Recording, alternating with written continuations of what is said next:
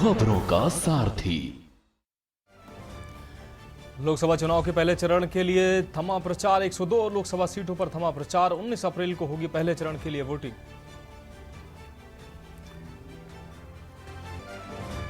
रामलला के ललाट का भगवान भास्कर ने किया तिलक। देश दुनिया ने देखा अद्भुत नजारा। सूर्यदेव की किरणों से सुसज्जित हुआ रामलला का ललाट।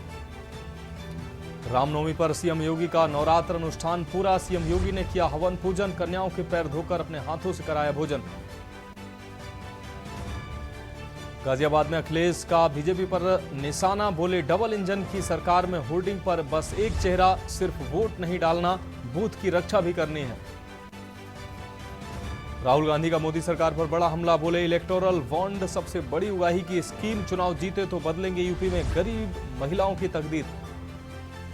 और दिल्ली में आपका केंद्र सरकार पर हमला। संजय सिंह बोले राम राज की परिकल्पना को जमीन पर करेंगे साकार। आतिशी ने भी बीजेपी सरकार को घेरा। आप देख रहे हैं के न्यूज, खबरों का सारथी।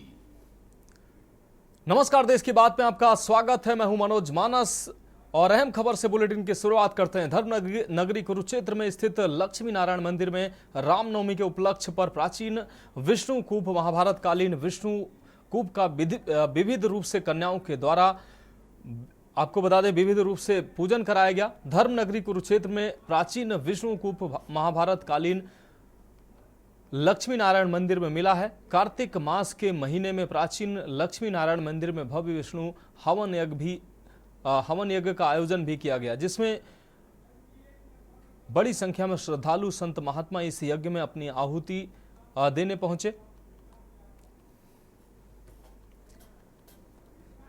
आज जो है भगवान श्री राम जी का जन्म उत्सव है। सभी देश प्रदेश वासियों को भगवान श्री राम जी के जन्म उत्सव पे, रामनवमी के शुभ अवसर पे आप सभी को हार्दिक हार्दिक शुभकामनाएं। मैं आज जो है स्वामी हरिनारायण गिरी व्यवस्थापक लक्ष्मी नारायण मंदिर, आज हमने जो है रामनवमी के शुभ अवसर पे जो है, जो हमारे यहाँ मंदिर में जो कूप है भगवान विष्णु के नाम से, जिसको विष्णु कूप के नाम से जाना जा रहा है, आज उसका कन्याओं के द्वारा विधिवत स्वस्तिक बना के पूजन किया गया। और जो विशाल जो कार्यक्रम होगा पूजन का, वो हम कार्तिक मास में, जो नवंबर के महीने में आता है, और हमारे यहाँ विष्णु महायज्ञ होता है। अब रुक करते हैं अगली खबर का। यूपीएससी का परिणाम घोषित हो चुका है। आपको बता दें, यूपीएससी परीक्षा का परिणाम जारी होने के बाद कई घरों में खुशी का माहौल है। रेवाड़ी के हितेश शर्मा ने भी सिविल सेवा परीक्षा में सफलता पाई है। उन्होंने 436वीं रैंक हासिल की है। बेटे की सफलता पर माता पिता की खुशी का ठिकाना नहीं रहा। परिचित और रिश्तेदार बधाई देने पहुंचने लगे। हितेश शर्मा के पिता देसराज शर्मा ने अपने बेटे के इस मुकाम को हासिल करने पर खुशी जाहिर की और कहा कि जीवन का एक लक्ष्य आज पूरा हुआ। आज जो भी संभव हुआ है वह हितेश की मेहनत की बदौलत ही हुआ है। हितेश की मां राधा और उनकी बहन मोनिका ने भी भाई की इस कामयाबी पर खुशी जाहिर की।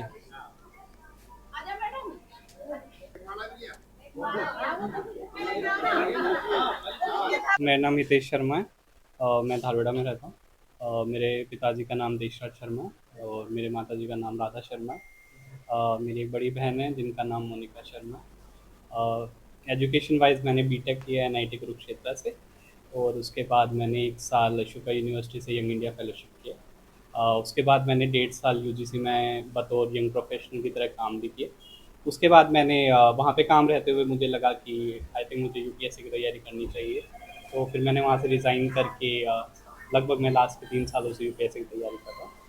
तो ये मेरा 4th अटैम्प्ट था। 3rd मीन्स था बट फर्स्ट इंटरव्यू था। तो पहले इंटरव्यू का आउटकम अभी क्या रैंक आई है? मेरी 436 रैंक आई है। हाँ जी। किस तरीके से आपने स्टडी की और इसके बाद कौन स्टडीज़ का यही है, क्योंकि 3 स्टेज का एग्ज़ाम है, प्री, मेंस और इंटरव्यू। और प्री और मेंस, हालांकि तीनों जो स्टेजेस है काफ़ी हद तक लिंक है ही। जो आपसे इंटरव्यू में पूछा जाता है वो भी कहीं ना कहीं या तो आपके एजुकेशन बैकग्राउंड से रिलेटेड होता है, आपके बैकग्राउंड से, या फिर कहीं ना कहीं जो आपने पढ़ा हुआ है उनसे। बहुत खुशी हो रही है, बहुत खुशी हो रही है। जीवन का एक लक्ष्य जो था, जो तपस्या जो थी, इस बच्चे की मेहनत जो आज सफल हुई है, उससे बहुत खुशी मिल रही है। किस तरीके से मोटिवेट करते हैं? खुद आप टीचर हैं। जब ये यूजीसी में नौकरी करते थे तो इनके दिल में आया कि क्यों ना मैं यूपीएससी की तैयारी करूं। तो सर्विस कर रहे थे, मैंने इनको कहा कि यदि सर्विस करनी है तो नौकरी को रिजाइन कर, और उन्होंने रिजाइन करके पूरा डेडिकेशन के साथ अपनी तैयारी शुरू की। और उस तैयारी को लेकर के मेरा काम तो सिर्फ इतना था कि शाम को रोजाना पूछ लेना भाई क्या रिक्वायरमेंट आपकी। इस बीच उत्तर प्रदेश के बदायूं से बड़ी खबर सामने आ रही है। आपको बता दें, हाई टेंशन लाइन की का तार गिरने से बड़ी घटना सामने आई है। आपको बता दें, एचटी लाइन से चिंगारी से बड़ी आग की घटना सामने आई है। 6 किसानों की सैकड़ों बीघा गेहूं की फसल जलकर राख हुई है। तो बदायूं से इस वक्त की अहम खबर। सूचना के काफी देर बाद दमकल की गाड़ियां मौके पर पहुंची। ग्रामीणों ने बमुश्किल आग पर काबू पाया है। ये बड़ी खबर बदायूं से इस वक्त की अपने दर्शकों को दिखा रहे हैं। 6 किसानों की सैकड़ों बीघा गेहूं की फसल जलकर राख हुई है। आपको बता दें, सूचना के काफी देर बाद दमकल विभाग की गाड़ियां पहुंची। तब तक ग्रामीणों की मदद से आग पर काबू पाया गया है। ग्रामीणों ने बामुश्किल आग पर काबू पाया है। यह अहम खबर बदायूं से अपने दर्शकों को दिखा रहे हैं। आलापुर थाना क्षेत्र के ढक्का गांव का यह पूरा मामला बताया जा रहा है, जहां हाई टेंशन लाइन की चिंगारी से बड़ी आग की घटना सामने आई है। एचटी लाइन से चिंगारी निकलने से आग की घटना सामने आई, जिसमें 6 किसानों की सैकड़ों बीघा फसल जलकर राख हुई है। पकी खड़ी गेहूं की फसल, जो सैकड़ों बीघा फसल थी, वो जलकर राख हुई है। सूचना के काफी देर बाद मौके पर दमकल विभाग की गाड़ियां पहुंची। उससे पहले ग्रामीणों ने बमुश्किल आग पर काबू पाया। अब रुक करते हैं अगली खबर का। संघ लोक सेवा आयोग द्वारा मंगलवार को घोषित 2023 के परीक्षा परिणाम में सृष्टि मिश्रा ने कामयाबी का परचम लहराया है। 8 से 10 घंटे तक नियमित पढ़ाई करके सृष्टि मिश्रा यूपीएससी की परीक्षा में कामयाब हुई। सृष्टि यहां सेक्टर 88 अमोलिक हाइट्स में अपनी मौसी सुनीता पांडे के साथ रहकर यूपीएससी की तैयारी करती थी। मूल रूप से यूपी के जौनपुर के रहने वाली सृष्टि के पिता आदर्श कुमार मिश्रा विदेश मंत्रालय में अंडर सेक्रेटरी के पद पर तैनात ब्राजील में तैनात हैं। 3 बहन भाइयों में सृष्टि सबसे बड़ी हैं। सृष्टि मिश्रा ने दूसरे प्रयास में 95वीं रैंक हासिल की है। आपको बता दें, सृष्टि मिश्रा ने यूपीएससी को अपना पूरा जीवन न समझे उन्होंने ये संदेश दिया। उन्होंने कहा कि केवल आपके ये जीवन का एक हिस्सा है, इसको पूरा जीवन नहीं समझना चाहिए। सृष्टि ने कहा कि जब आप गिरकर उठते हैं तो ज्यादा ऊंचाइयों तक पहुंचते हैं। उन्होंने कहा कि यूपीएससी की पढ़ाई ग्रेजुएशन के साथ ही शुरू कर देनी चाहिए। उन्होंने इसके साथ ही बताया कि पूरा परिवार बेहद खुश है। सृष्टि मिश्रा की मौसी सुनीता पांडे ने कहा कि सृष्टि ने मेहनत की है, इसलिए उनको मेहनत का फल मिला है।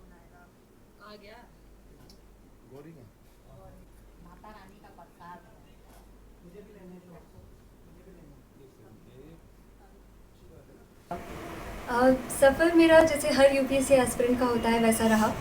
ऊंच नीच और थोड़े फेलियर्स, थोड़े सक्सेसेस, तो और लंबी जर्नी, लेकिन कुल मिला के सफ़र हो गया लास्ट में, तो सब अच्छा ही लगता है। फिर परिवारजन कितने खुश हैं? बहुत खुश हैं। सब लोग, मेरे दादा दादी, नाना नानी, सारे जितने भी लोग मुझसे रिलेटेड हैं, सब बहुत खुश हैं। मेरे मम्मी पापा सब बहुत बहुत खुश हैं। फैमिली कहाँ रहती हैं आपकी? आप यहाँ किसके साथ रहते हैं? यहाँ मैं मौसी के साथ रहती हूँ। मेरे पिता मिनिस्ट्री ऑफ एक्सटर्नल अफेयर्स में काम करते हैं, तो वो ब्राज़ील में हैं, फिलहाल साओ पाउलो में पोस्टेड हैं। मैं जीवन के जितने हमारे आशीर्वाद में अपनी बिटिया को देना चाहती हूँ, और मेरी बिटिया ने मेहनत किया है, आज उसका फल मिला है। हम लोग इतना खुश हैं, मेरा पूरा फैमिली, हम 4 बहन 2 भाई हैं, और हर जगह जश्न मनाया जा रहा है बिटिया की खुशी के लिए। और अयोध्या के रहने वाले, जौनपुर, अयोध्या तो मेरा ससुराल है, बाकी मायका जौनपुर में है, इनका मायका वहीं है। हर जगह जश्न मनाया जा रहा है। रोशन नगर से लेके फरीदा, यहाँ अमोलिक हाइट, सब बहनों ने मिलके मनाया, और गांव में भी मनाया जा रहा है। हम लोगों को लग रहा है जैसे बहुत बड़ी खुशी मिली है।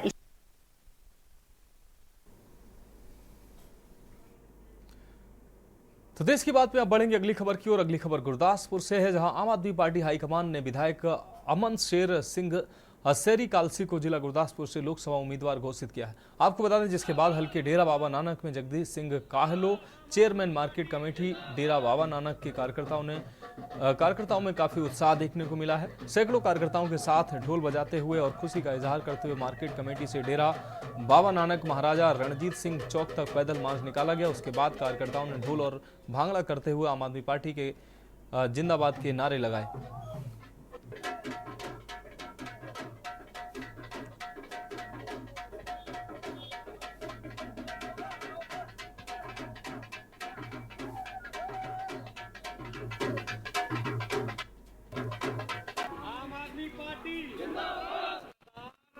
ਚੇਅਰਮੈਨ ਸਾਹਿਬ ਸਾਡੇ ਵੱਲੋਂ ਸਭ ਤੋਂ ਪਹਿਲਾਂ ਵਧਾਈਆਂ ਕਿ ਜੋ ਲੋਕਾਂ ਤੋਂ ਉਮੀਦ ਸੀ ਲੋਕਲ ਉਮੀਦਵਾਰ ਮਿਲ ਗਿਆ।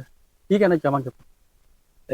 ਬੜੇ ਚਿਰਾਂ ਤੋਂ ਸਾਡੇ ਲੋਕਾਂ ਦੀ ਵਲੰਟੀਅਰਾਂ ਦੀ ਇਹ ਮੰਗ ਸੀਗੀ ਵੀ ਲੋਕਲ ਲੀਡਰ ਜਿਹੜਾ ਗਰਾਊਂਡ ਨਾਲ ਜੁੜਿਆ ਹੋਇਆ ਉਹ ਸਾਨੂੰ ਮਿਲਣਾ ਚਾਹੀਦਾ ਇੱਥੇ। ਤੇ ਪਾਰਟੀ ਹਾਈ ਕਮਾਂਡ ਦਾ ਬੜਾ ਧੰਨਵਾਦ ਕਰਦੇ ਹਾਂ ਅਸੀਂ ਪੂਰੇ ਵਰਕਰਾਂ ਵੱਲੋਂ ਤੇ chairman market committee Dera Baba Nanak ਆਪਣੇ ਵੱਲੋਂ ਵੀ ਸਾਡੀਆਂ ਆਸਾਂ ਤੇ ਪੂਰੇ ਉਤਰਦੇ ਹੋਇਆ ਪਾਰਟੀ ਹਾਈ ਕਮਾਂਡ ਨੇ ਇੱਕ ਗਰਾਊਂਡ ਨਾਲ ਜੁੜਿਆ ਹੋਇਆ ਨੌਜਵਾਨ ਲੀਡਰ ਜਿਹੜਾ ਵਾ ਉਹ ਗੁਰਦਾਸਪੁਰ ਲੋਕ ਸਭਾ ਵਿੱਚ ਉਤਾਰਿਆ ਵਾ।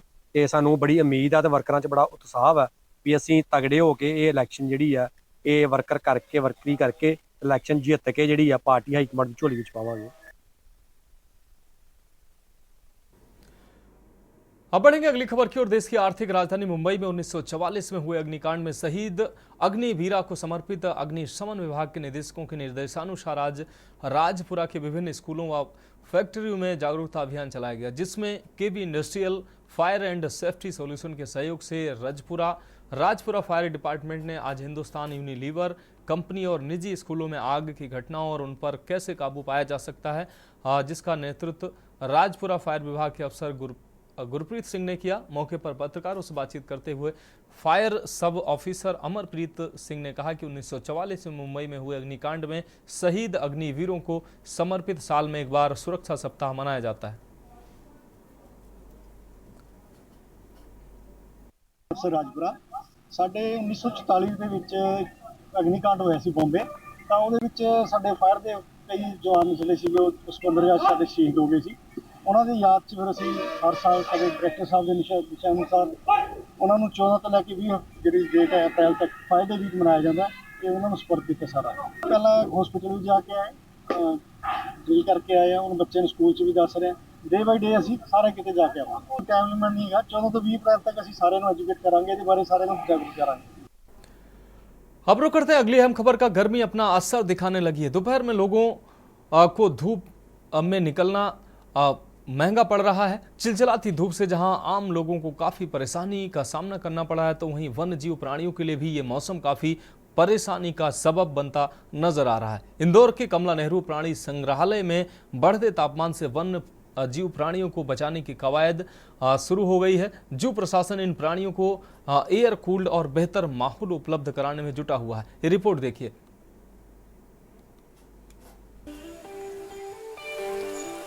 बढ़ती गर्मी से जानवरों को बचाने के लिए मध्य प्रदेश में इंदौर के कमला नेहरू प्राणी संग्रहालय में खास इंतजाम किए गए हैं।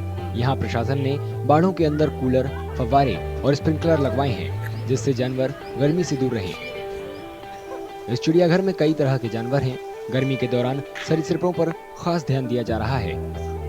मेन फोकस हमको लोगों को करना पड़ता है, उसमें रेप्टाइल्स से मेनली होता है, उनको ज़्यादा ध्यान देने की पड़े, क्योंकि ये कोल्ड ब्लडेड एनिमल होने के कारण अपनी बॉडी का टेम्परेचर मेंटेन नहीं कर पाते, तो इसलिए इनको आर्टिफिशियल एनवायरनमेंट हम लोगों को क्रिएट करना पड़ता है, जिसमें ह्यूमिडिटी और टेम्परेचर थोड़ा सा डाउन रखना पड़ता है। और क्योंकि अपनी बॉडी का टेम्परेचर मेंटेन न करने के कारण हम लोगों को इस तरह की व्यवस्था करना पड़ती है। इसमें स्नैक हाउस के अलावा हमारे जो टर्टल है, टॉर्टाइज के लिए इस तरह की व्यवस्था करना पड़ती है। सभी जानवरों की अच्छी देखभाल करने के लिए चिड़ियाघर के अधिकारी उनके मिजाज के मुताबिक उन्हें आबो हवा मुहैया करवा रहे हैं। एनिमल्स को पेड़ में तो रखना ही रखना, लेकिन साथ ही साथ उनको एक फेमिलियर एटमॉस्फेयर देना, क्योंकि जब एनिमल छोटे से एनक्लोजर में जब रहते हैं वो, तो एक थोड़ा सा स्ट्रेस लेवल जरूर उनके ऊपर माउंट होता है। और जब एनिमल में अगर स्ट्रेस लेवल रहेगा तो वो किसी भी हालत में ब्रीड नहीं करेगा। तो ये सब इन चीज़ों को मैनेज करने के लिए हम लोगों ने उनको एनक्लोजर के अंदर एंडिशमेंट प्रॉपर तरीके से, जिस तरह का हैबिटेट किसी पर्टिकुलर एनिमल को चाहिए रहता है, उसी तरह का हैबिटेट हम लोगों ने उनको डेवलप करके दिया। ये आए। जानवर गर्मी से बचे रहें, उसके लिए उन्हें रोजाना विटामिन युक्त लिक्विड डाइट दी जा रही है।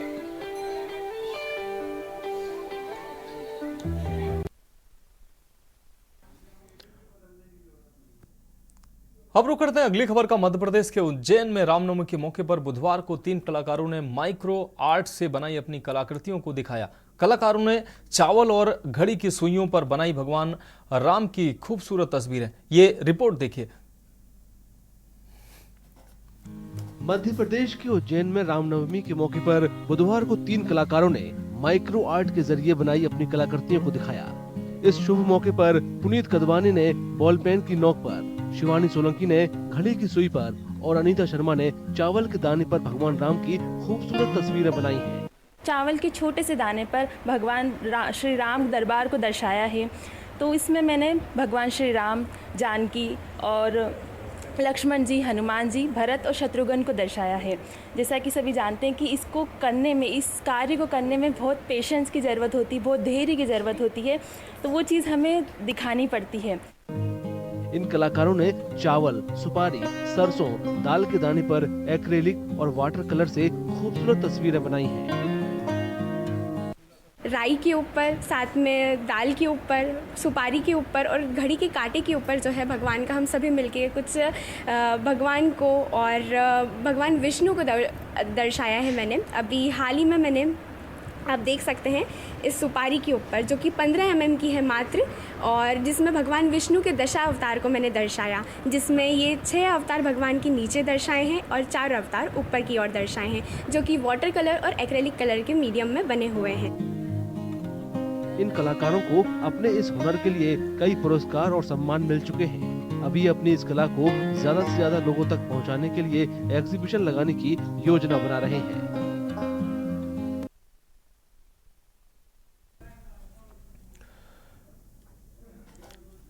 देश की बात में बढ़ेंगे अगली खबर की ओर। अगली खबर मध्य प्रदेश के मुरैना से, जहां बदमाशों के हौसले बुलंद नजर आ रहे हैं। जहां पर जोरा पुराने बस स्टैंड पर थाने के पास व्यापारी के घर पर गोलियां चलाने की घटना सामने आई है। जोरा के हनुमान चौराहे के पास टेरर टैक्स की मांग को लेकर हमलावरों ने ताबड़तोड़ गोलियां चलाई हैं। प्रॉपर्टी डीलर से 2 लाख रुपए भी मांगे हैं, नहीं दिए तो बदमाशों ने दुकान पर फायरिंग शुरू कर दी। जोरा में 2 लाख रुपए का टेरर टैक्स नहीं मिलने पर बाइक सवार बदमाशों ने प्रॉपर्टी डीलर रामप्रकाश जिंदल की दुकान समेत बिट्टू इलेक्ट्रॉनिक्स पर मंगलवार रात 8:21 पर 8 राउंड फायर किए, जिससे आसपास के बाजार में दहशत का माहौल बन गया। फुटेज के आधार पर गोली चलाकर भागे बाइक सवार युवकों की पुलिस तलाश कर रही है।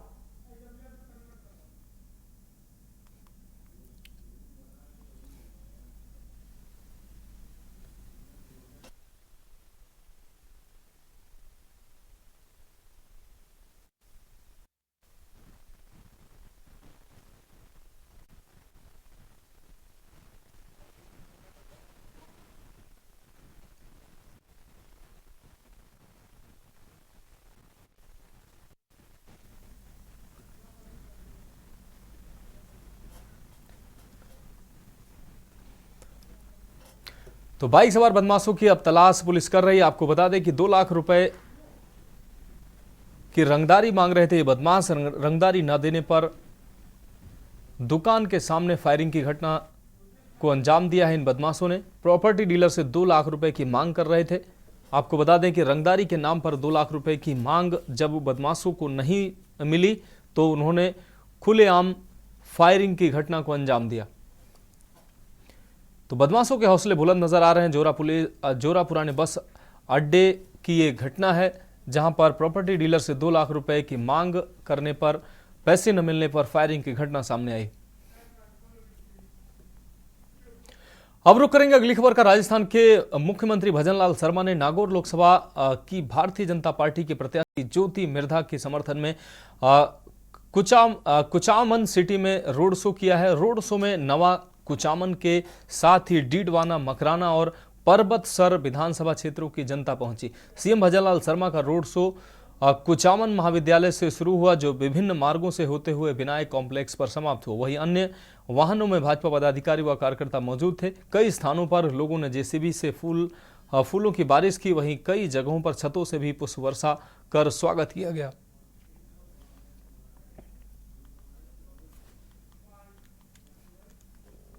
मैं क्षत्रिय कर्णी सेना परिवार से हूं और क्षत्रिय कर्णी सेना परिवार में मेरा एक राष्ट्रीय महासचिव का पद है। दलीप सिंह चौहान मेरा नाम है। मुख्य मुद्दा ये है कि जिस प्रकार पिछले कुछ समय में भारतीय जनता पार्टी के कुछ नेताओं ने जो है राजपूतों को अपमानित करने का जो कार्य किया है, उस कार्य को भारतीय जनता पार्टी अपने। अगली खबर रुड़की से है, जहां रुड़की में एक निजी होटल में करणी सेना के राष्ट्रीय महामंत्री कुंवर दिलीप सिंह चौहान ने पत्रकार वार्ता का आयोजन किया। इस दौरान पत्रकारों को संबोधित करते हुए उन्होंने कहा कि भाजपा नेता राजपूत समाज के खिलाफ अनर्गल बयानबाजी कर रहे हैं, लेकिन पार्टी हाईकमान उनके खिलाफ किसी भी कार्रवाई के लिए तैयार नहीं है। करणी सेना के पदाधिकारी पूरे देश में घूमकर भाजपा के पक्ष में मतदान न करने की अपील कर रहे हैं। उन्होंने केंद्रीय मंत्री पुरुषोत्तम रूपाला का टिकट काटने की मांग की। कुछ दिन पहले बीजेपी के केंद्रीय मंत्री पुरुषोत्तम रूपाला ने राजपूतों पर एक बहुत ही घटिया बयान दिया था, जिससे पूरे राजपूत समाज में रोष है। बीजेपी ने पुरुषोत्तम रूपाला पर कार्रवाई करने के बजाय उन्हें स्टार प्रचारक बनाया है। उन्होंने कहा कि इसलिए करणी सेना देश भर में जाकर राजपूतों से अपील कर रही है कि उनके स्वाभिमान से छेड़छाड़ करने वाली भारतीय जनता पार्टी को वोट न दें।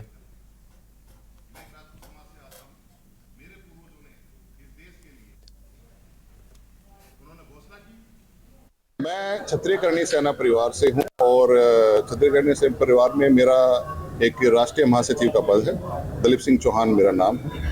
मुख्य मुद्दा ये है कि जिस प्रकार पिछले कुछ समय में भारतीय जनता पार्टी के कुछ नेताओं ने जो है उस कार्य को भारतीय जनता पार्टी अपने समक्ष लेकर आए और माफी मांगे और इस गलती को सुधारे। पुरुषोत्तम रूपाला की जो है टिकट, जिन्होंने राजपूत समाज के लिए बहुत घटिया टिप्पणी करी थी, राजपूत समाज को नीचे गिराने का जो कार्य किया था, पुरुषोत्तम रूपाला की टिकट काटी जाए और उनकी जगह दूसरा कोई भी कैंडिडेट है। हमारी ये हम नहीं कह रहे डिमांड की उनकी जगह किसी राजपूत कैंडिडेट है, कोई भी लेकर आइए आप, लेकिन पुरुषोत्तम रूपाला की टिकट नहीं होनी चाहिए। अब रुक करेंगे अगली खबर का। वित्त मंत्री निर्मला सीतारमण ने जयपुर में प्रेस वार्ता को संबोधित करते हुए भाजपा के संकल्प पत्र को विकसित भारत 2047 का विजन पत्र बताया। वहीं दूसरी ओर पूर्व सीएम अशोक गहलोत और कांग्रेस पार्टी पर चुनाव के समय वोट के लिए झूठ बोलकर जनता को गुमराह करने का भी आरोप लगाया। उन्होंने कहा कि राजस्थान की भाजपा सरकार ने 100 दिन की कार्य योजना पर काम करते हुए ERCP और PKC लिंक योजना समझौता किया है, जबकि पूर्ववर्ती कांग्रेस सरकार ने प्रदेश में जल की भारी किल्लत होने के बावजूद इस महत्वपूर्ण योजना को लटकाए रखा। इस दौरान मंच पर भाजपा के राष्ट्रीय सचिव डॉक्टर अलका गुर्जर, भाजपा के प्रदेश महामंत्री श्रवण सिंह बगड़ी और प्रदेश मीडिया संयोजक प्रमोद वशिष्ठ मौजूद रहे।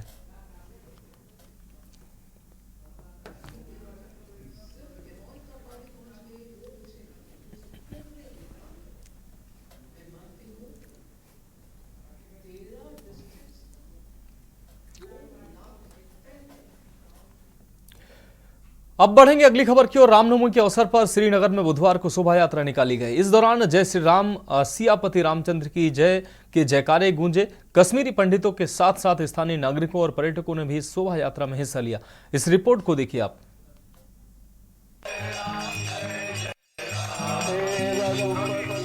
कश्मीरी लोगों ने बुधवार को श्रीनगर की सड़कों पर भव्य जुलूस निकालकर धूमधाम से रामनवमी मनाई।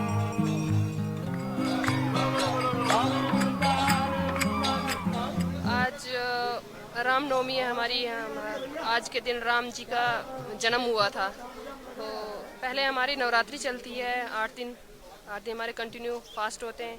उसके बाद अष्टमी आती है, उसके बाद नवमी आती है। नवमी के दिन हम रामनवमी मनाते हैं, जिस दिन राम भगवान जी का जन्म हुआ था। शहर की सड़कों से होकर गुजरने वाले इस जुलूस में काफी संख्या में यहाँ के लोग शामिल हुए। जी लोकल का भी बहुत ही अच्छा सपोर्ट है हमें। अब देखते हैं आप लोग झांकी हर जगह से निकलती है। सबसे बड़ी बात है लाल चौक से, वहाँ भी हमें लोकल सपोर्ट ही करते हैं, प्रसाद लेते हैं, सपोर्ट भी करते हैं, भाईचारा सब जगह दिखता है।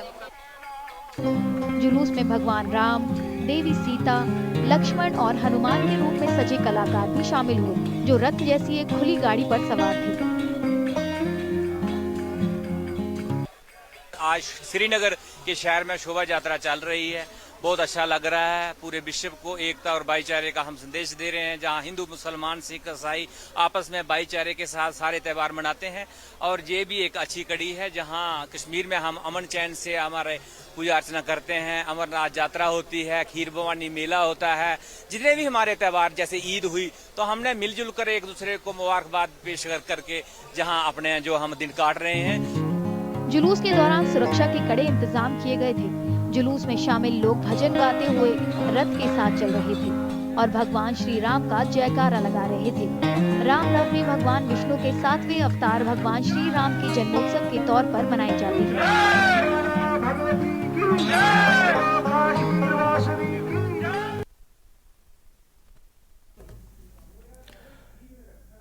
अब बढ़ेंगे अगली खबर की ओर। लोकसभा चुनाव के पहले चरण के लिए अमला तैयार होने लगा है। बुधवार को जिले के दूर दराज बनी विधानसभा हलके के लिए पहले जत्थे को रवाना किया गया है। बनी और डुग्गन ब्लॉक के 94 पोलिंग स्टेशनों के लिए सोमवार शाम को मतदान कर्मियों के वाहनों को रवाना किया गया। ये रिपोर्ट देखिए।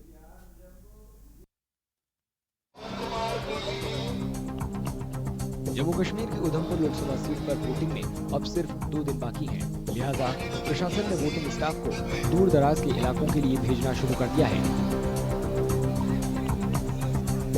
चुनाव कराने वाली टीमें बुधवार को कठुआ में जिला हेडक्वार्टर पर जुटी, जहां उन्हें जरूरी दिशा निर्देश दिए गए।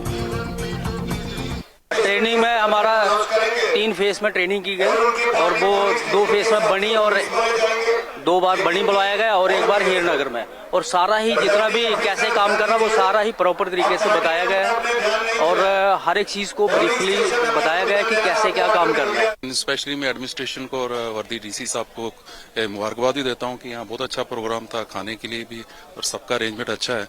पहले भी चुनावों का कामकाज देख चुके अधिकारियों का कहना है कि दूर दराज के इलाकों तक पहुँचने में काफी वक्त लगता है। प्रशासन से इनकी गुजारिश है कि ठहरने और खाने पीने के इंतजामों में कोई कमी नहीं रहनी चाहिए। वहाँ पे बड़ा समय लगता है क्योंकि 7-8 घंटे लगते हैं वहाँ पे बनी में पहुँचने में और उसके आगे भी कई बार हमें पैदल चलना पड़ता है। एक बार तो हम लोगों को 30-35 किलोमीटर पैदल गए थे सुबह से लेकर शाम तक। तो ये है कि मैं रिक्वेस्ट करना चाहता हूँ एडमिनिस्ट्रेशन से कि वहाँ पे खाने की व्यवस्था जो वो बड़ी परेशानी होती है, कई बार वो व्यवस्था कर दी जाए। हाँ बनी में दी हुई है, मैंने ड्यूटी दी हुई है। चलो थोड़ा है दूर तो क्या करना, फिर ड्यूटी तो देनी पड़ेगी, मुलाजिम है तो फिर जाना पड़ेगा ना। जम्मू कश्मीर की 5 लोकसभा सीटों पर 5 चरणों में चुनाव होने हैं। उधमपुर सीट पर पहले चरण में 19 अप्रैल को मीटिंग होगी। केंद्रीय मंत्री डॉक्टर जितेंद्र सिंह उधमपुर से तीसरी बार चुनाव लड़ रहे हैं। उनका सीधा मुकाबला 2 बार सांसद रह चुके कांग्रेस उम्मीदवार चौधरी लाल सिंह से है। खबरों का सारथी। ब्रेक के बाद एक बार फिर से देश की बात में आपका स्वागत है। अब रुक करेंगे अगली खबर का। कांग्रेस के पूर्व अध्यक्ष राहुल गांधी ने बुधवार को आरोप लगाया कि चुनावी बॉन्ड योजना दुनिया की सबसे बड़ी वसूली योजना है और प्रधानमंत्री नरेंद्र मोदी भ्रष्टाचार के चैंपियन हैं। समाजवादी पार्टी के अध्यक्ष अखिलेश यादव के साथ संयुक्त संवाददाता सम्मेलन में उन्होंने ये दावा भी किया कि इस चुनाव में भारतीय जनता पार्टी की 150 से अधिक सीटें नहीं आने वाली हैं। रिपोर्ट देखिए। कांग्रेस नेता राहुल गांधी ने बुधवार को कहा कि चुनावी बॉन्ड स्कीम दुनिया की सबसे बड़ी रंगदारी स्कीम है और प्रधानमंत्री नरेंद्र मोदी भ्रष्टाचार के चैंपियन हैं। गाजियाबाद में समाजवादी पार्टी प्रमुख अखिलेश यादव के साथ जॉइंट प्रेस कॉन्फ्रेंस में राहुल गांधी ने कहा कि लोकसभा चुनाव में विपक्षी गुट इंडिया के पक्ष में मजबूत लहर है और बीजेपी 150 सीटों तक सिमट जाएगी। मैं सीट्स का प्रेडिक्शन तो नहीं करता हूं, जनरल बात कह सकता हूं कि बीजेपी को मुझे लग रहा था 15-20 दिन पहले कि 180 से 180 तक जाएंगे, अब मुझे लग रहा है 150 तक जाएंगे। हर स्टेट में हमें रिपोर्ट मिल रही है कि हमारा चुनाव इंप्रूव कर रहा है और अंडर करंट है। जहां तक गठबंधन की बात है, यूपी गठबंधन की बात है, बड़ा पावरफुल गठबंधन है और बहुत अच्छा परफॉर्मेंस होगा हमारा उत्तर प्रदेश। वहीं अखिलेश यादव ने कहा कि पश्चिमी उत्तर प्रदेश के गाजियाबाद से लेकर गाजीपुर तक बदलाव की बयार चल रही है। लोकसभा चुनाव में बीजेपी का सफाया हो जाएगा। और जो पश्चिम से हवा चल रही है वो पूरे के पूरे उत्तर प्रदेश और देश के माहौल को बदलने जा रही है। आज गाजियाबाद में बैठे हैं। इस बार भारतीय जनता पार्टी को गाजियाबाद से लेकर के गाजीपुर तक इंडिया गठबंधन सफाया करने का काम करेगा। एक भी वोट बट ना पाए। जहां हमें मतदान करना है वहीं मतदान के दिन हमें सावधान भी रहना है। अगर हम सावधान रह करके मतदान करेंगे और अपने बूथ की चौकीदारी करेंगे तो भारतीय जनता पार्टी का सफाया होगा। इलेक्टोरल बॉन्ड पर राहुल गांधी ने कहा कि प्रधानमंत्री का दावा था कि ये योजना चुनावी फंडिंग में पारदर्शिता लाएगी, फिर सुप्रीम कोर्ट ने इसे रद्द क्यों कर दिया। हजारों करोड़ रुपए का कॉन्ट्रैक्ट किसी कंपनी को मिलता है, उसके एकदम बाद वो कंपनी बीजेपी को पैसा देती है। सीबीआई की इंक्वायरी होती है, ईडी की इंक्वायरी होती है, किसी कंपनी पर शुरू होती है, उसके 10-15 दिन बाद कंपनी करोड़ों रुपए बीजेपी को देती है और फिर सीबीआई की इंक्वायरी, ईडी की इंक्वायरी बंद हो जाती है। सड़क पे इसको एक्सटॉर्शन कहते हैं, एक्सटॉर्शन कहते हैं सड़क पे। तो ये जो है इलेक्टोरल बॉन्ड्स का जो स्कीम है, ये दुनिया का सबसे बड़ा एक्सटॉर्शन का स्कीम है।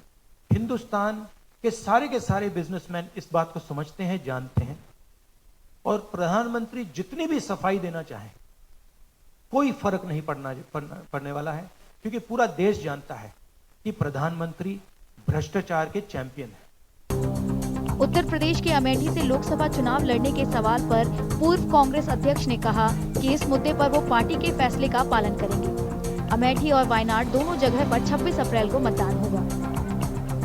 चर्चा है कि केरल की वायनाड सीट के साथ ही राहुल अमेठी से भी लोकसभा चुनाव लड़ सकते हैं। इस सीट से वो लगातार 3 बार सांसद रह चुके हैं। वहीं प्रियंका गांधी वाड्रा के रायबरेली से लोकसभा चुनाव लड़ने की अटकलें लगाई जा रही हैं। ये सीट पहले उनकी मां सोनिया गांधी के पास थी। उत्तर प्रदेश में लोकसभा की कुल 80 सीटें हैं। यहाँ समाजवादी पार्टी और कांग्रेस गठबंधन कर चुनाव लड़ रही है। राजनीतिक रूप से महत्वपूर्ण उत्तर प्रदेश में कांग्रेस 17 सीटों पर चुनाव लड़ रही है। वहीं समाजवादी पार्टी और कुछ दूसरे सहयोगी दल बाकी 63 सीटों पर चुनाव लड़ रही हैं। उत्तर प्रदेश में सभी 7 चरणों में 19 अप्रैल से 1 जून तक मतदान होगा। वोटों की गिनती 4 जून को होगी।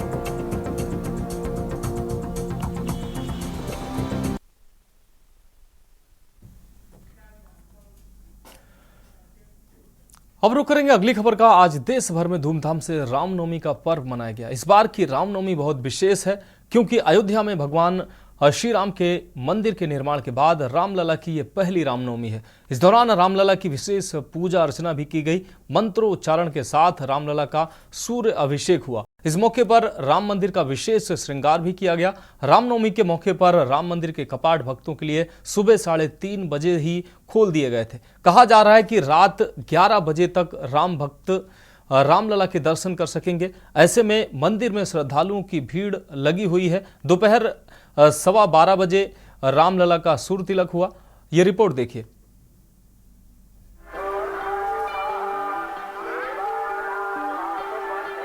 बुधवार को रामनवमी के मौके पर काफी संख्या में श्रद्धालु अयोध्या के राम मंदिर में पूजा अर्चना करने पहुंच रहे हैं। मंदिर को बेहद खूबसूरत तरीके से सजाया गया है और यहाँ की फिजा भक्तिमय है। सुबह से ही मंदिर में श्रद्धालुओं के आने का सिलसिला जारी है।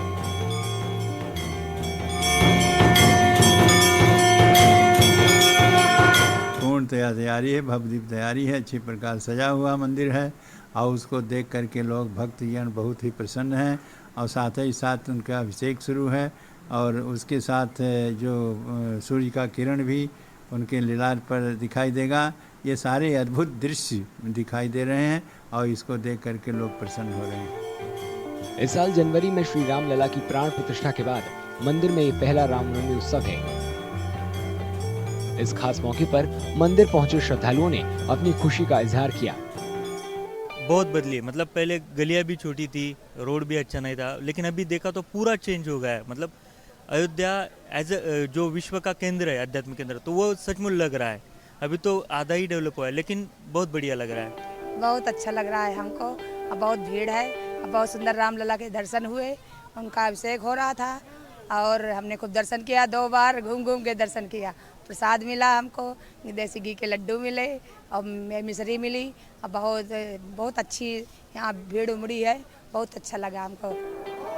रामनवमी भगवान विष्णु के 7वें अवतार भगवान श्री राम के जन्मोत्सव के तौर पर मनाई जाती है। तीर्थ नगरी के हनुमानगढ़ी मंदिर में भी काफी संख्या में श्रद्धालु भगवान श्री राम और हनुमान के दर्शन के लिए पहुंच रहे हैं।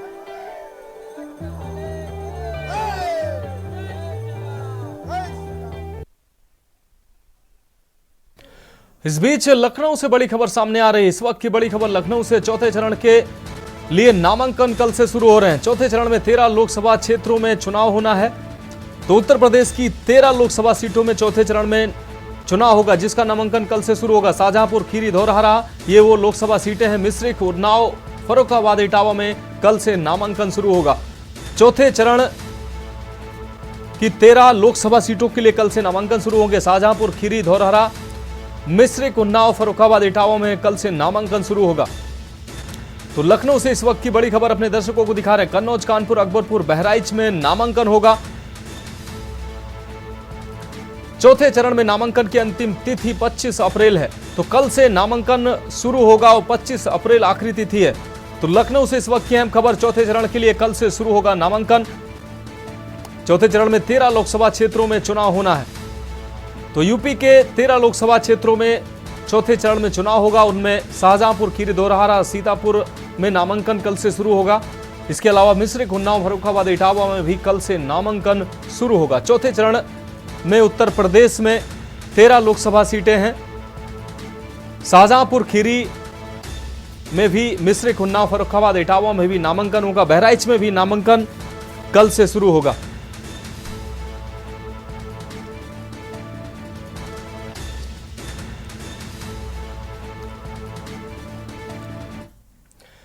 अब रुक करेंगे अगली खबर का। खबर गोरखपुर से है, जहां वासंतिक नवरात्र का अनुष्ठान पूर्ण करने और रामनवमी पर श्री रामोत्सव मनाने के लिए मुख्यमंत्री योगी आदित्यनाथ मंगलवार की शाम पश्चिमी जिलों का चुनावी दौरा करने के बाद गोरखपुर मंदिर पहुंचे।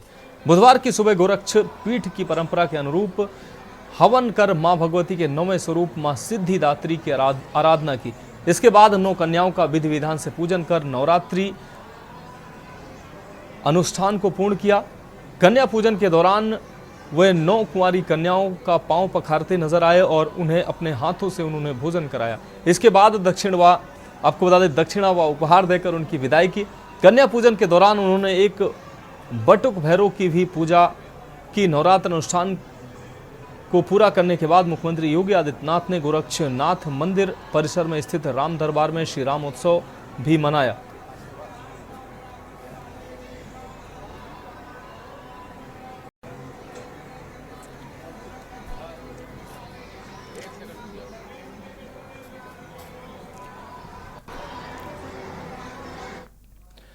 अब बढ़ेंगे अगली खबर की ओर। आपको बता दें, गाजियाबाद में समाजवादी पार्टी प्रमुख अखिलेश यादव और कांग्रेस नेता राहुल गांधी ने ज्वाइंट प्रेस कॉन्फ्रेंस कर बीजेपी पर हमला बोला। अखिलेश यादव ने कहा कि इंडिया गठबंधन गाजियाबाद से गाजीपुर तक बीजेपी का सफाया कर देगा। बीजेपी सिर्फ झूठ बोलने का काम करती है। वहीं राहुल गांधी ने कहा कि प्रधानमंत्री मोदी भ्रष्टाचार के चैंपियन हैं। वर्तमान सरकार मुद्दों को लेकर कोई बात करती नजर नहीं आ रही है। सपा प्रमुख अखिलेश यादव ने कहा कि बीजेपी का उत्तर प्रदेश के गाजियाबाद से लेकर गाजीपुर तक सफाया होने वाला है। आज किसान दुखी है, युवा परेशान है। बीजेपी ने वादा किया था कि किसानों की आय दुगनी होगी, लेकिन न तो आय दुगनी हुई और न ही युवाओं को रोजगार मिला। बीजेपी पर हमला बोलते हुए अखिलेश ने कहा कि बीजेपी की हर बात झूठी है। न नौजवान को नौकरी रोजगार मिला और जो सपने दिखाए थे, नैतिकता का बुलबुला था, वो भी टूट गया। एनडीए को पीडीए हराने जा रहा है। और जहां तक सवाल परिवारवाद की बात है, आज नवरात्र है, आज शुभ दिन है। भारतीय जनता पार्टी के लोग संकल्प लें कि ना किसी परिवार वाले को टिकट देंगे और ना किसी परिवार वाले से वोट मांगेंगे। और गाजियाबाद में कार्यक्रम इसलिए किया है क्योंकि हम दोनों लोगों ने संकल्प लिया है। वो तो इंडिया गठबंधन का नाम भी ठीक से नहीं ले पाते हैं। INDIA तो इंडिया होता है, इंडी कब से हो गया? यहां से सफाया होगा गाजीपुर तक। आज किसान दुखी है। तमाम जो वादे किए थे, भारतीय जनता पार्टी की हर बात झूठी निकली, उनके वादे झूठे। न किसान की आय दोगुनी हुई, न नौजवान को नौकरी रोजगार मिला, और जो सपने दिखाए थे, नैतिकता का बुलबुला था, वो भी टूट गया।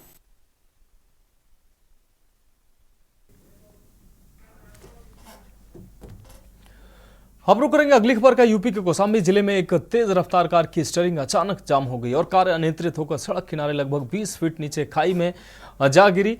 खाई में गिरने से कार के परकच्चे उड़ गए। आपको बता दें, वहीं खेतों में काम कर रहे ग्रामीणों ने तत्काल कार सवारों को बाहर निकालकर 108 एम्बुलेंस के माध्यम से उन्हें इलाज के लिए CSC कड़ा भेज दिया, जहां से उन्हें जिला अस्पताल रेफर कर दिया गया है। घटना सैनी कोतवाली क्षेत्र के कोरिया गांव के नहर के पास की बताई जा रही है।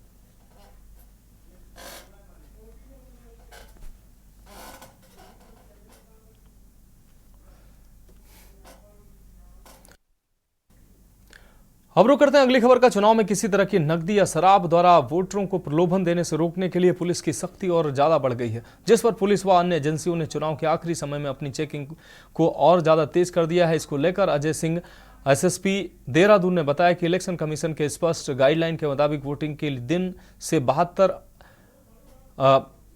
48 से 72 घंटे पूर्व सभी प्रकार की इन्फोर्समेंट टीमें जैसे police, flying squad, income tax, आबकारी विभाग जैसी एजेंसियां चेकिंग के लिए अति सक्रिय हो चुकी हैं और इसमें 10 अंतर्राज्यीय टीम व 23 अंतर जनपदीय टीम चेकिंग में लगी हुई हैं। इसमें 93 फ्लाइंग स्क्वाड की टीमें भी काम कर रही हैं। इन्हें इसलिए अति सक्रिय किया गया है क्योंकि आखिरी समय में वोटर को किसी प्रकार का शराब, पैसा या अन्य प्रलोभन देकर मत प्रभावित न किया जा सके।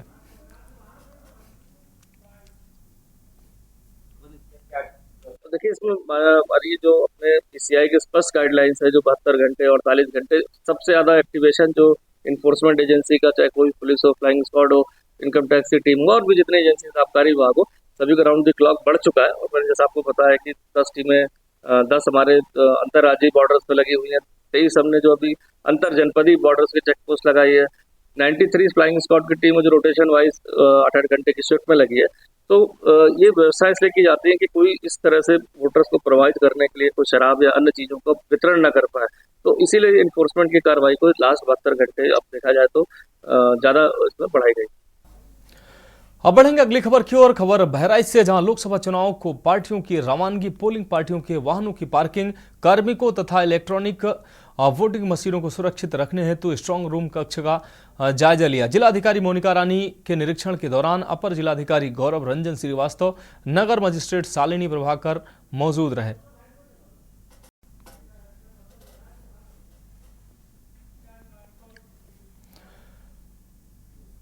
अब बढ़ेंगे अगली खबर की ओर। खबर सितारगंज से है, जहां 2 बार के पालिका अध्यक्ष हाजी अनवार अहमद ने कांग्रेस पार्टी की सदस्यता से इस्तीफा दे दिया है। इस्तीफे के पीछे उन्होंने कांग्रेस पार्टी को समय नहीं दे पाने की वजह बताई है। इसके अलावा पूर्व चेयरमैन ने कांग्रेस कार्यालय में लगे पोस्टर बैनरों से समुदाय विशेष के लोकल लीडर को नजरअंदाज करने का भी आरोप लगाया।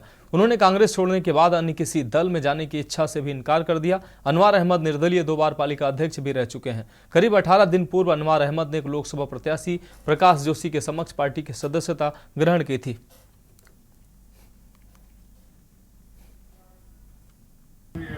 मैंने ज्वाइन की थी कुछ टाइम पहले। अब मेरे घर में ऐसी परिस्थिति बन गई जो कि मैं इलेक्शन के टाइम पे जो है कार्यकर्ता को कांग्रेस पार्टी के लिए टाइम देना चाहिए, वो टाइम मैं नहीं दे पा रहा हूँ। तो मुझे भी अच्छा नहीं लग रहा कि नहीं दे पा रहा। अब बढ़ेंगे अगली खबर की ओर। भारत के निर्वाचन आयोग ने अपने विशेष निगरानी और छापा मार अभियान में नकदी, शराब, ड्रग्स और मुफ्त सामान जब्त कर नया रिकॉर्ड बनाया है।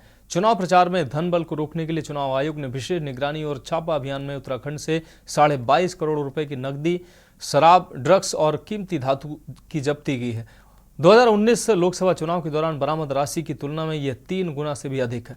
एक तरफ इस बार नकदी जब्त करने के मामले में पिछले सभी रिकॉर्ड टूट गए हैं, वहीं चुनाव आयोग ने इसके लिए सभी 5 लोकसभा सीटों पर परिवर्तन टीमें, निगरानी दलों की तैनाती। नई दिल्ली में चुनाव आयोग की ओर से पहले चरण के चुनाव के संबंध में जब्त की गई राशि के राज्यवार आंकड़े जारी किए गए हैं। मुख्य निर्वाचन अधिकारी उत्तराखंड डॉक्टर VVRC पुरुषोत्तम ने बताया कि इस बार हमने ज्यादा टीमें बनाई हैं। आम जनता, कई विभाग, आयकर की खुफिया निगरानी विभाग, कस्टम, आबकारी, स्थानीय पुलिस, अर्धसैनिक बलों के अधिकारियों के परस्पर समन्वय और सहयोग से हम सख्ती के साथ कार्रवाई कर रहे हैं।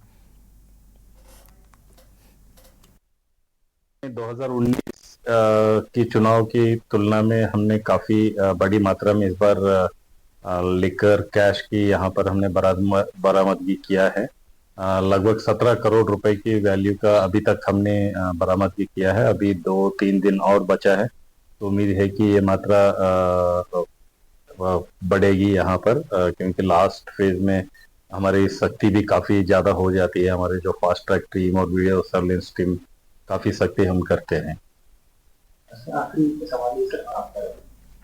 अगली खबर रुड़की से, जहां भगवानपुर में लोकसभा चुनाव लड़ रहे भाजपा प्रत्याशी के समर्थक और निर्दलीय प्रत्याशी के कार्यकर्ताओं में झड़प हो गई। देखते ही देखते दोनों पार्टियों को कार्यकर्ताओं में मारपीट होने लगी। सूचना पर पहुंची पुलिस ने किसी तरह दोनों के प्रत्याशियों और उनके समर्थकों को बमुश्किल समझा बुझाकर शांत किया, जिसके बाद उन्हें वहां से रवाना किया गया। वहीं भारी संख्या में पार्टी कार्यकर्ता थाने पहुंचे और पुलिस को तहरीर देकर कार्रवाई की मांग की। पुलिस ने तहरीर के आधार पर मुकदमा दर्ज कर लिया और जांच में जुट गई। आरोप है कि इस दौरान निर्दलीय प्रत्याशी उमेश कुमार समर्थकों ने भाजपा प्रत्याशी त्रिवेंद्र रावत के समर्थकों के साथ मारपीट की। विवाद को लेकर भाजपा प्रत्याशी त्रिवेंद्र रावत के गनर अरुण बहुखंडी ने भगवानपुर थाने में पूरे मामले को लेकर तहरीर देकर कार्रवाई की मांग की है। पुलिस ने तहरीर के आधार पर मुकदमा दर्ज कर लिया है और अग्रिम कार्रवाई की जा रही है। गुंडागर्दी की पराकाष्ठा मैं आपको बता देना चाहता हूँ कि माननीय त्रिवेंद्र रावत जी, एक छोटा सा नॉर्मल सा हमारा कार्यक्रम था। 20-25-30 कारों के काफिले के साथ हम कुंजा बहादुरपुर गांव पहुंचे। शहीद राजा विजय सिंह स्मारक पर माल्यार्पण का कार्यक्रम था और उसके बाद उनकी एक पुलिस्ता में एक कुछ राजपूत समाज के लोगों से एक मीटिंग थी, तो हम लोग वहां से तब निकले तो चुड़ियाला में पहुंचे, तो वहां उमेश कुमार का काफिला आगे हमें मिला। तो हमने अपनी गाड़ियाँ स्लो करके कुछ देर हम रुके कि इनको जाने दो, क्योंकि एक व्यवस्था है ये राजनीति की। चुनाव अगर लड़ रहा है कोई और दूसरा विपक्षी पार्टी को सामने आ जाती है तो दूसरे को पहले ही व्यवस्था में साइड हो जाना चाहिए। आज का जो घटनाक्रम है वो अत्यंत ही गंभीर है और जिस प्रकार निर्दलीय प्रत्याशी के गुंडों ने हमारी पार्टी के प्रत्याशी के निजी सुरक्षा अधिकारी जो सरकारी PSO है उसके ऊपर हथियारों से जानलेवा हमला किया, तो अभी हमने भगवानपुर थाने में तहरीर दी है और हमने चुनाव अधिकारी को भी आदर्श आचार संहिता का जो 200 गाड़ियों के साथ उसका काफिला था उसके लिए भी कंप्लेन की है। और अभी यहाँ से जो उनका ड्राइवर था भाजपा प्रत्याशी का, उसके ऊपर हमला किया। हमारा कार्यकर्ता था दिनेश केमवाल, उसके ऊपर जानलेवा हमला ही नहीं किया, हथियारों को लहराकर जान से मारने की धमकी देते। अब रुक करेंगे अगली खबर का। लोकसभा चुनाव के आखिरी पड़ाव में कांग्रेस ने जनसभाओं में पूरी ताकत झोंक दी है। मंगलौर कस्बे में कांग्रेस प्रत्याशी वीरेंद्र रावत के समर्थन में पूर्व मुख्यमंत्री